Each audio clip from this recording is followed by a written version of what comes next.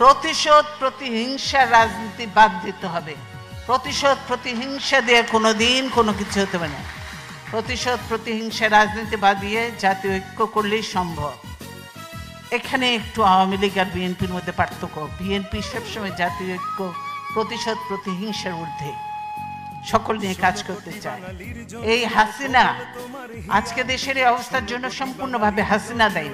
কারণ হাসিনা, এই যে আমি শ্রদ্ধার সঙ্গে স্মরণ করব, বিশিষ্ট সাংবাদিক ছিলেন, বিবিসি সংবাদদাতা ছিলেন সিরাজুর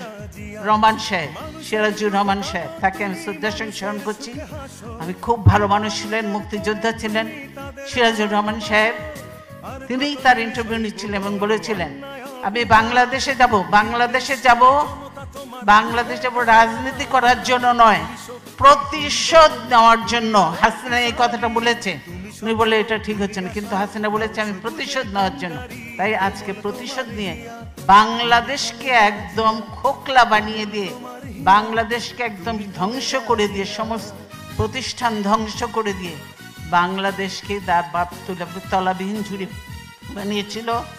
এবারে তার থেকেও নিচে কোথায় কোন কি বানাবে আল্লাহর নামে বাংলাদেশকে ধ্বংস করে দিয়ে তিনি হয়তো দেশের থেকে চলে যাবেন। অধিকার আজ করব আদায়, দাও না মূল মন্ত্র।